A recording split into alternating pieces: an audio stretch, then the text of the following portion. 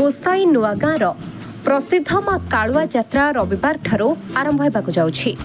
15 दिन व्यापी हेबाकू थिबा यात्रा को सर्वांग सुंदर करिबा पई ग्रामवासी एक पूर्णांग कमिटी गठन करिसेंती। यात्रा रे स्वच्छता और श्रृंखला को अधिक गुरुत्व दिया जायछि।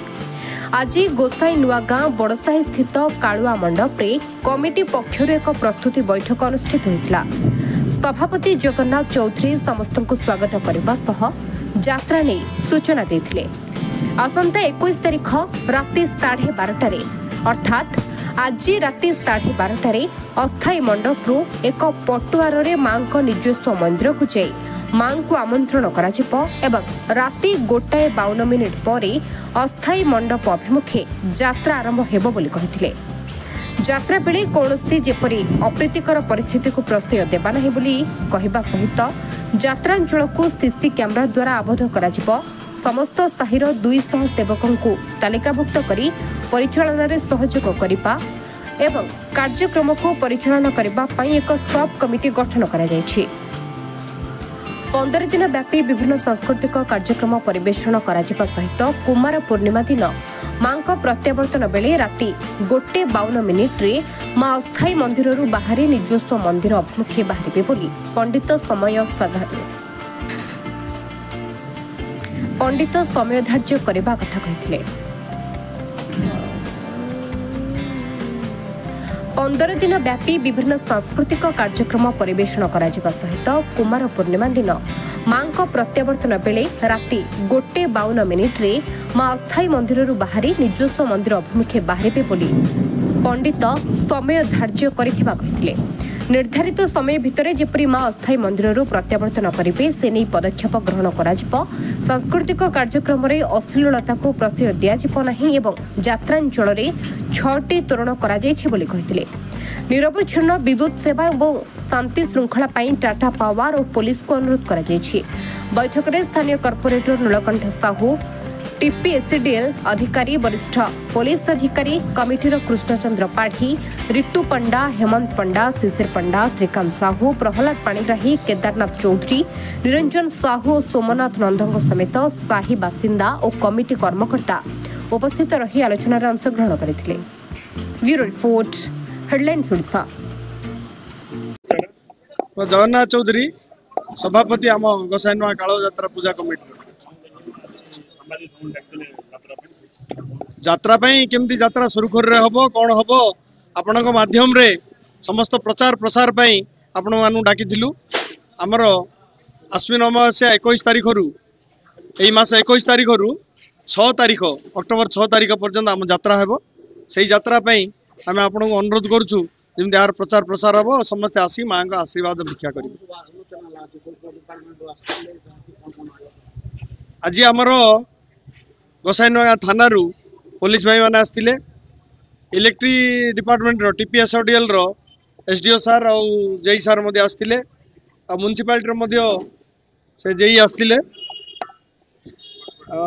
कॉर्पोरेटर तो आमर अच्छा ये हाँ स्थानीय कॉर्पोरेटर से जहाँ जमी साहाय्य सहयोग दरकार आम समस्त साहाय्य सहयोग लोड़ीचु और जमी शांति श्रृंखलार सहित हो पार अनुरोध करूँ।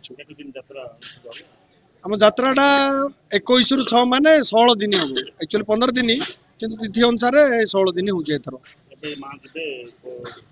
माँ तो 6 अक्टोबर रे जीवे फेरबे। समय धार्य होइछि अमावास्या दिन माँ का आज्ञामाला आसीबो राति 1:00 आउ पूर्णमी दिन एठु मध्य सेमती 12:30 रु 1 भितर उठिबे। कार्यक्रम आज्ञा प्रत्येक दिन माने 22 तारीख रु 5 तारीख पर्यंत प्रतिदिन कौ दिन अपेरा कौ दिन भजन संध्या कौ दिन ऑर्केस्ट्रा कौ दिन कोनी कोनी पिला मानकर नाच गीत भारत लीला विभिन्न सांस्कृतिक कार्यक्रम रखा जाइए। नहीं नहीं अश्लील आम तो 2 वर्ष है आम आगु ही मना कर अश्लील परिवेषण किसी हेब नहीं। आमर यात्रा पार्टी जो मैंने अच्छा से आड़ू से वॉलंटरी कहीदे जे एठारे किसी अश्लील नृत्य हेब नहीं। Neelkanth Sahu corporator गोसाईनुआ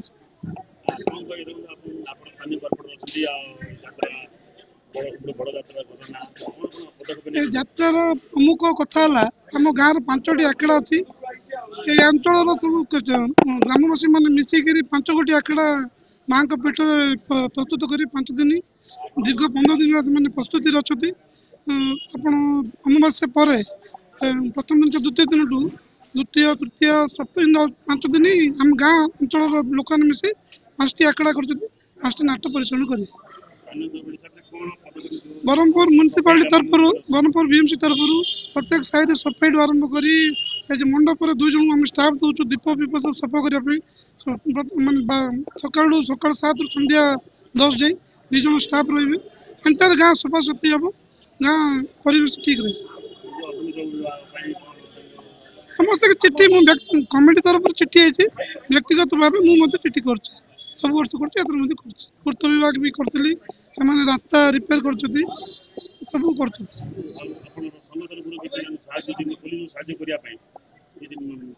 sir police ବାଲା ତ ସବୁବେଳେ ସାହାଯ୍ୟ କରୁଛନ୍ତି। ଏଥର ମଧ୍ୟ ହଁ ଆମର ଅଞ୍ଚଳର ଆର୍ଏସ୍ ଭାଇ ମାନେ ପୂର୍ଣ୍ଣିମା ଦିନ ରହିକିରି ଲୋକଙ୍କୁ ଭଲ୍ୟୁଣ୍ଟର ସଂଖ୍ୟା ଶତାଧିକ ମାନେ ଅମାବାସ୍ୟା ଦିନ ଆମର ହୁଣ୍ଡି ବୁଲୁଛି, ସେମାନେ କଲେକ୍ସନଠୁ ଆରମ୍ଭ କରି ଦର୍ଶନଠୁ ଆରମ୍ଭ କରି ଶାନ୍ତି ଶୃଙ୍ଖଳାରେ ସବୁ ଜିନିଷରେ ଭଲ୍ୟୁଣ୍ଟର ମାନେ ସାହାଯ୍ୟ କରୁଛନ୍ତି। ଅଞ୍ଚଳର ଯୁବକମାନେ ମିଶି ସାହାଯ୍ୟ କରୁଛନ୍ତି।